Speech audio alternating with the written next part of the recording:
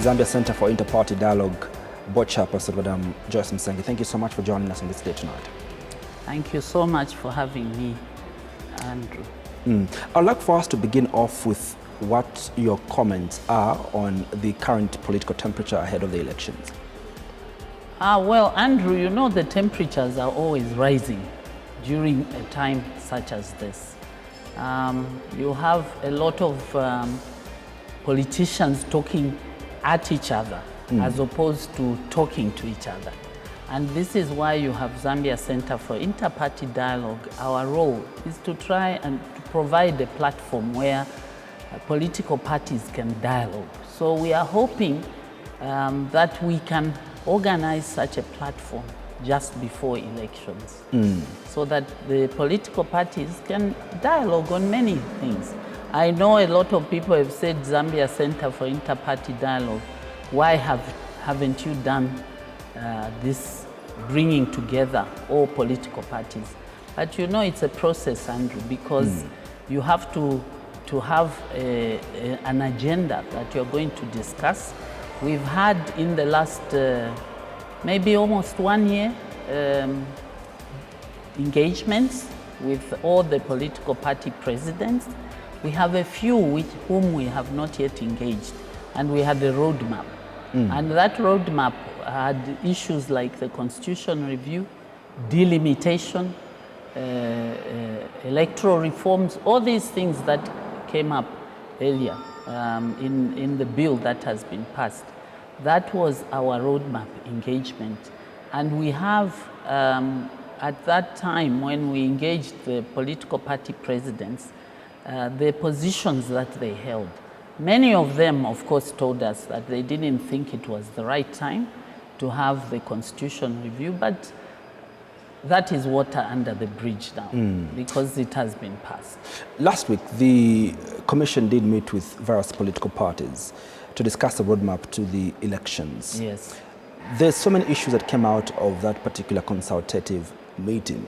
Part of what's buzzing now everywhere is the fact that the current opposition is not serious, based off the representation of political party presidents that were present in that consultative meeting. How would you make of the outcomes of that consultative meeting? You know, Andrew, it saddened me because I was in that meeting. And a lot of good things, a lot of discussions, a lot of issues were raised by party presidents.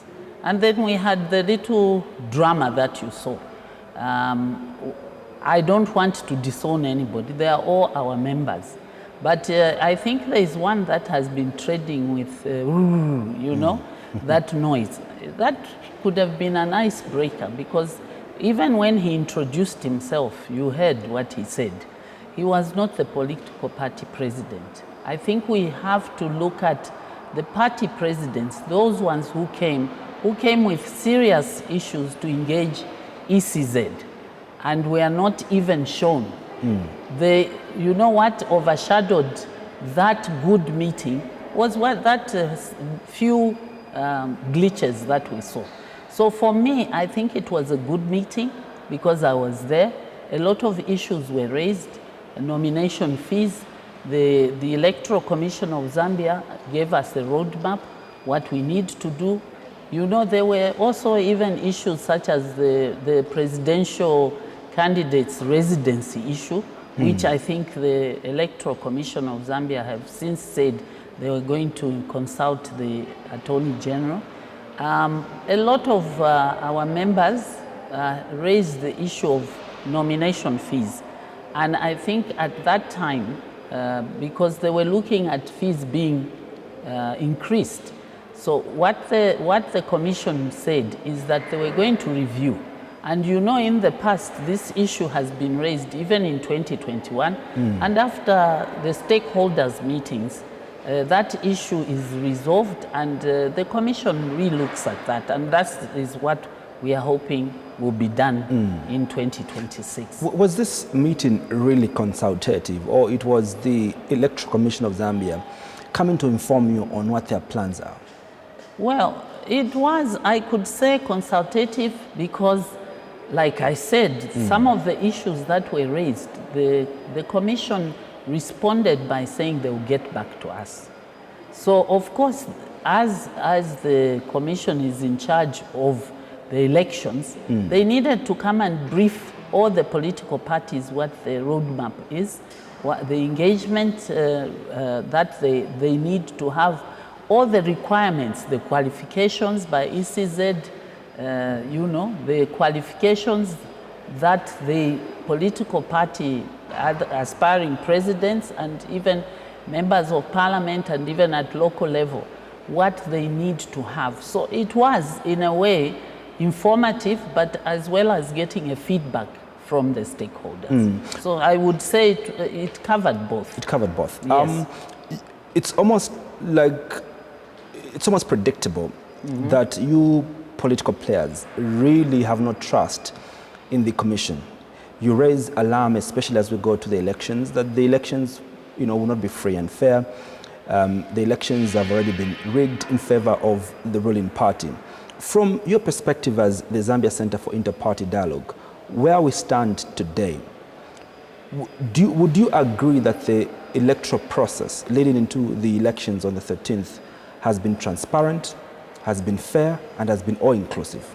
Well, from my personal opinion, I will, before I bring the ZCID perspective, I think for me, I find it very, very interesting that every time there's an election, there is the talk of rigging. And yet, if you look, Andrew, we've had change of government.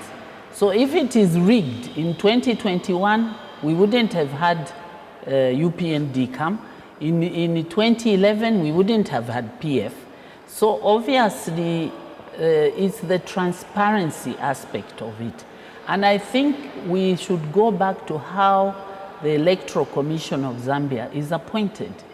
I think maybe if the political players look at it as a transparent process where it is not the president appointing or nominating, perhaps that issue will be a thing of the past. So it is just, you know, it is not from the point of view of ZCID. These are some of the things that we need to discuss in that dialogue process. I think if we had dialogue, these things would be a thing of the past. And in fact, even when we are talking about rigging and political parties, how they are deregistered and registered, this is why, as ZCID, we have been pushing for political parties bill. Because we believe that will cure that mischief of the allegations and the suspicions that the government is doing something. Because you will have an autonomous, or should I say independent organization that is going to register and regulate political parties. And regulate political parties. Yes, but fortunately, I think you must have heard that the Constitution Court did say that this bill should be enacted in 12 months. So I think all these allegations and the so-called what they are talking about, Mingalato, or the allegations that the ruling party is now doing something to deregister and all that, these are issues that can be discussed. And those are the issues also that were raised in that meeting. Are you concerned as the center with regards to how now almost every opposition political party has a faction of its leaders? The main opposition political party in the country at the moment, the Patriotic Front, is in tatters because it has more than 2 presidents that call themselves president and legitimate presidents you know, of the party. The NDC, I could mention, you know, so many political parties here. Yes, is the center concerned really that this is happening in the political space? Definitely, because we are looking at political parties who are in the opposition as governments in waiting. Now, if there is internal strife within those political parties. And the allegation is that this internal strife has been brewed by or sponsored by the ruling party. This is what I was raising to say. once we have the political parties bill, this issue of saying there's interference will be a thing of the past. It is very sad because I will tell you, one of the reasons why we have not yet gotten to the Summit of Presidents, which is one of the highest structure in ZCID, is because we have not been able to engage like the Patriotic Front, which has, of course, a large number of members of parliament.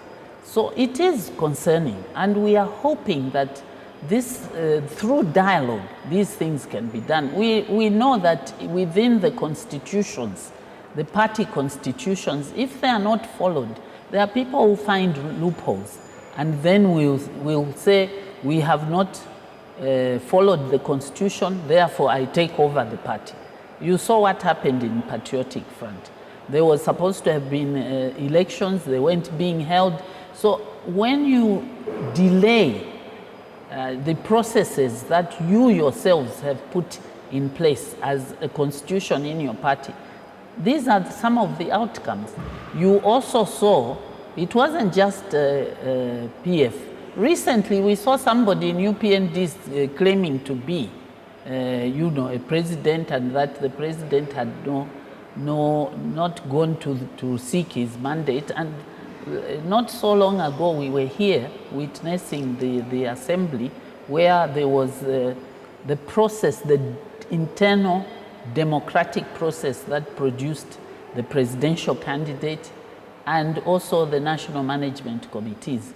So for us as ZCID, we want to appeal to all political parties to say this issue of you not following your constitutions, your party constitutions, is a problem because it's a compliance issue. Yeah. The long-awaited delimitation report was released last week. Yes. With 70 new constituencies spread across 68 districts of our country. What does the Centre make of the outcome of this report? You know, like I said, Andrew, delimitation was on our engagement roadmap when we were engaging the president. So for us, we believe that there was a fair distribution, except, when the process is not open. Obviously, not everybody, they talk about democracy, that everybody speaks and nothing gets done in democracy. So there needs to be a leadership in some of these things. So I am saying, now it's water under the bridge. Let the political parties look at what is there on the ground, the new constituencies. And for ZCID, and for me personally, as a woman, I would encourage all political parties to adopt many more women in those constituencies. Because we have been talking for a long time, even through ZCID, about the increase of marginalized people, women, youth, persons with disability. We have an opportunity in those constituencies. Of course, in addition to that, we have the proportional representation, the mixed member, which will add new members at the so you have no issues with the 70 new constituencies and how they were spread. Eastern Province and Southern Province have the highest constituencies that have been allocated to them. You're not concerned? Well, we as speaking as a Secretary General of the party, I'm saying perhaps if people knew how the criteria, because people were crying to say we want to know what the criteria is. And we had an engagement meeting with ECZ. They explained when we had the announcements. I think, in any process, not everybody is going to be happy. But once it has been done, it's water under the bridge. Let's run with it. You are given a right to petition if not happy with the report. Yes, so let those who are unhappy But is the centre The happy? center is, you see, the center is an umbrella institution. Political parties have their spokespersons, they have their secretary generals. We are not spokespersons for political parties. But what are sentiments of political parties in regards to this report? I am sure you've heard on the radios and all that they were saying how did it before. But right now, I think everybody now is saying, well, it's done. Let's get on with it. And I think that's the only way they can try to take advantage and benefit from those. I don't know. Obviously, those provinces which had more constituencies are very happy. I'm sure Lusaka would have wanted more, but we don't know the criteria that was really used.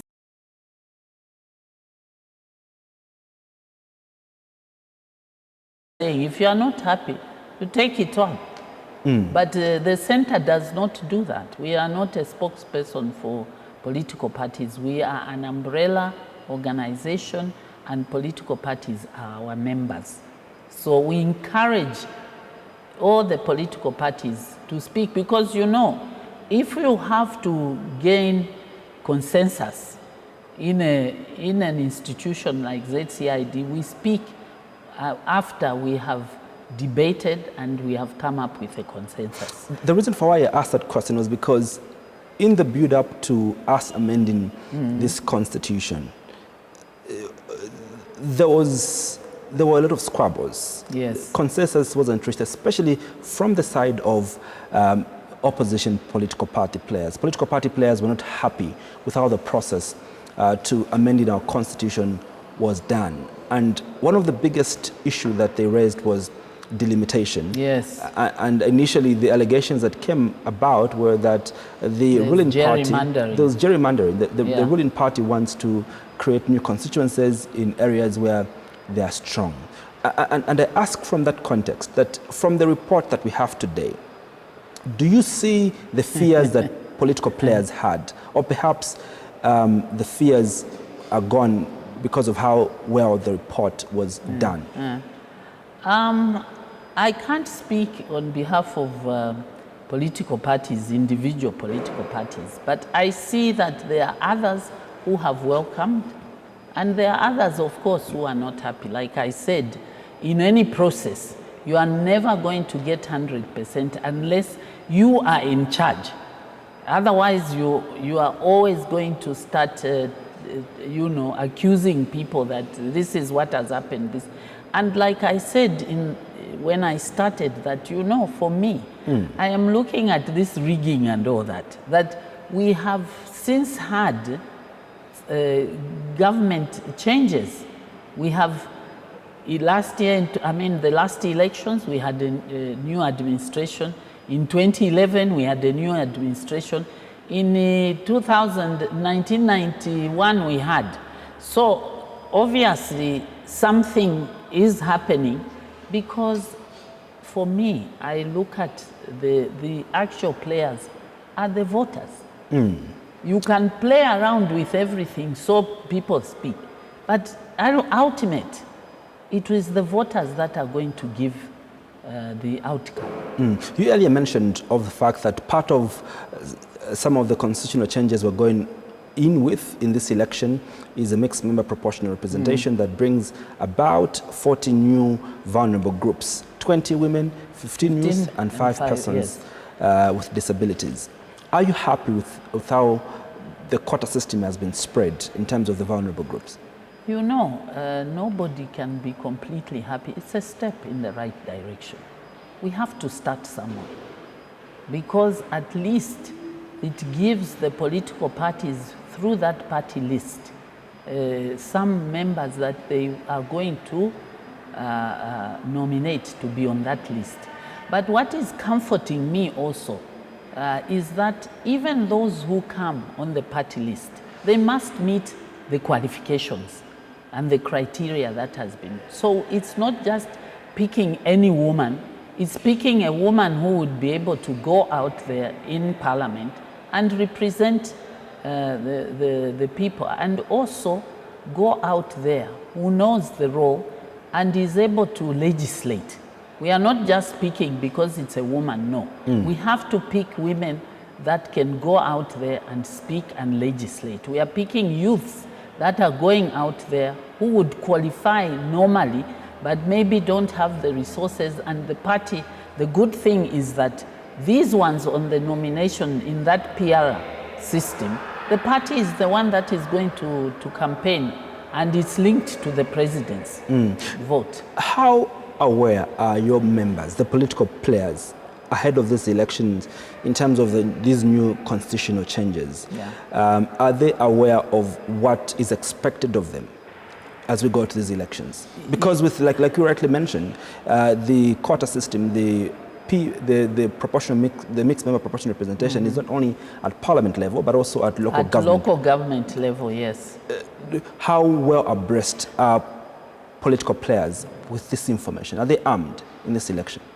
You know, Andrew, last week we had a training for political parties, and we did say that this type of training, where we were also discussing that issue, should be, you know, done earlier. So immediately after the constitution review, obviously political parties, if you are a secretary general, you have to get interested so that you can at least, you know, disseminate that information. Also at ZCID level, we have also agreed that we must gather the political parties so that we can put them all together and we have someone who will break down, you know, all these issues so that they understand. We are going to do that as soon as possible. Yes. Another huge challenge that poses us ahead of these elections is the fact that with the introduction of 70 new seats, it means that now we've moved from 156 to 226. 226, yes. The challenge over the years for opposition political parties like yourselves and others is that you have not managed to field in candidates across the country, especially also with councillors across the country. With the expansion, you know, in the numbers of members of parliament, do you foresee challenges in opposition political players filing, in this election? These are some of the issues that we discussed with the ECZ and how that can be done. Because we are looking at maybe a Secretary General who is signing adoption papers. It's a challenge to be in all those places at one time. So I think the discussion, the engagement we had is how we can find a way in which all this filing, for example, is done at provincial or constituency level. I don't know. But these are things that we have been discussing also at ZCID and with ECZ. In fact, ZCID is going to engage the ECZ very, very soon. And I must say, Andrew, that any time we have requested for engagement meeting as ZCID board, we do get a meeting with the ECZ. It is an open door policy, like they said. We don't have challenges to get to engage ECZ. And that comes from the mandate of our members. Because you see, I am on the ZCID board as a chairperson for Forum for Political Parties outside Parliament.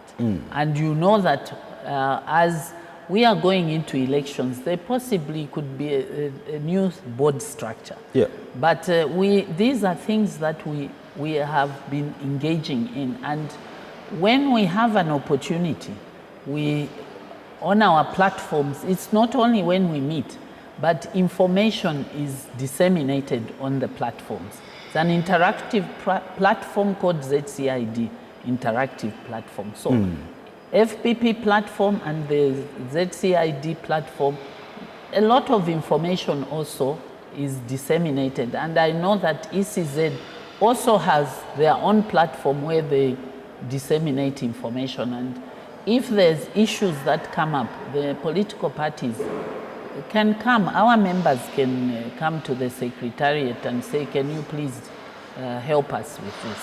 What is the position of the centre with regards to the nomination fees that have been set for the elections? Like I said initially, is that they have been revised upwards, and we know that the last time when the stakeholders made some submissions, they were revised downwards. So this is what we are hoping is going to happen, because we know, like for members of parliament, for women, it's a challenge. Some of these prohibitive fees can stop them, can challenge them not to participate in elections. So we too are waiting, and we have said on our platform, we are going to engage ECZ. But ECZ said they were going to look at it, review, and come back to the political Obviously, you have your own recommendations as a centre. And I would like to hear some of the recommendations that you have in regards to the nomination fees. What is acceptable? I think the previous nomination fees are not so bad. Because like for members of parliament, if female, they had 13,500, they could pay. The 500 at the lowest level, they could pay. So I think if we look at 2016, if we had the same, maybe raising a bit. Of course, there are other schools of thought who believe that we must raise the presidential nomination fees upwards so that we can have, sanity at that level. Would you agree with that school of thought? Especially at a personal level? Especially with what transpired last week. At a personal level, yes. And also, what transpired last week, it is concerning for Zambians, because they are saying, are these the type of opposition leaders that we have? But that was not the opposition leaders that came. We had serious opposition aspiring candidates who came to the meeting to engage ECZ and to receive information. So there was even Are you saddened as a centre that what came out prominently are not the issues that were discussed, but were those... No, but ECZ has resolutions. There were resolutions that came out of that meeting. And I think media, take an interest, and maybe the ZCID will deal with those resolutions. ECZ, on the ECZ platform, I'm sure, I saw something even in the papers. Yeah, the resolutions. I'm saying, are you saddened as a centre? Because what came out so prominently is not the resolutions. What came out so prominently was that it was a bunch of... This is for you who are in the media. Social media, you can't stop them, because we want to have serious conversations. And obviously, the small glitches did not overshadow what we had. The serious issues. Unfortunately, it did overshadow in the eyes of many Zambians, because what they were exposed to is what was on social media. So, do you think for us as ZCID, that was not our takeaway? It wasn't our takeaway. What was your biggest takeaway?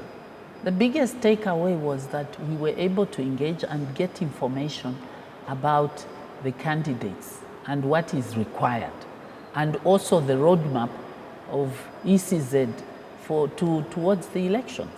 Are you happy with the roadmap so far? Are there any issues that you have with the roadmap? Well, the roadmap, I think maybe some of the areas, there were the short spaces between this and that could pose as a challenge. But I think it was straightforward. Yeah. Another big issue that has been discussed over the past few weeks has been the electoral process bill. Yes. Does the centre have any reservations in terms of some of the reforms that we are bringing up? Well, I cannot speak to that, because I know that process is ongoing in Parliament, and it is now water under the bridge. All those conversations that we had were discussed, and I think the saddest thing is what we were hearing, for example, in the Constitution amendments and reviews and all these is the stakeholders who were supposed to raise pertinent issues were raising the process. And so I think the Zambians would have benefited had they come out and said, we don't like this, we don't like that. So we have had, Andrew, engagements with the political party presidents, and at the right time we'll be able to share with you what their positions were on those issues. Because we speak from consensus. Isn't it a little bit too late? Because Parliament is dissolving in the next less than in the next 24 days. Democracy is ongoing. It's a process. You earlier spoke of the Council of Presidents, the Summit of Presidents. Summit of Presidents. It's never too late. They say one day in politics is like a lifetime. Are political parties talking to each other? Have you provided a platform where they can dialogue and speak to issues? The dialogue, like I said, on the platform of ZCID, but face to face, the presidents, Council of Presidents, is what we have been working on. And like I said, we've had challenges because some presidents, we have not been able to meet them. And for us as a center, if we are going to represent everybody, we must speak to everybody, who at least the major players on the political arena. What have been the challenges that the center has been facing in galvanizing support across political parties? Is it seen as a credible institution? Is this ZCID seen as a credible institution? It is a credible institution. Otherwise, people would not be members if it wasn't. What people want is that ZCID should be speaking, be the spokespersons for political parties on issues. We speak once we have discussed and we've reached a consensus so that when we are making a statement, it is acceptable to all. You know, you don't want to say, when you haven't sat and have a consensus around, building consensus around issues, you know what will happen. You come out and say, no, this is the position. Some others will say, we were not consulted. Then it's like the factions. So we are very, very careful that we take everybody on board. Because we have the ruling party and the alliances and the opposition. So to put these people in one pot, it is a challenge. Perhaps I should have asked this question from the start. How does the membership of ZCID look like so far? You know, our members come, we draw our members from the registrar of societies, those political parties that are registered and with the registrar of societies, and they are in good standing. With who? With the registrar of societies, because some political parties have been deregistered. They do not comply. Every political party automatically becomes a member of ZCID upon when registration. They want, yes. Or when they want. Or the subscription to ZCID. There's a subscription. So political parties pay too? Yes. How many have paid so far? I don't have the figures. Has the UPND paid to be part of ZCID? Yes.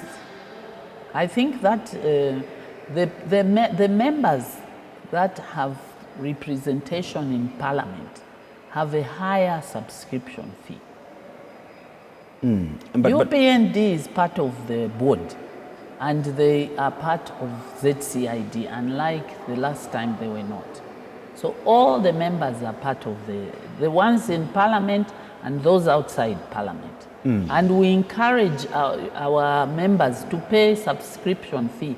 As you know, ZCID is a grant-aided institution under the Ministry of Justice. So we would have loved to have more members pay everything at one go. But you know, some members have challenges, but we encourage them to pay. So technically you speak for members that are paid up members? Yes, that are our members. Yes.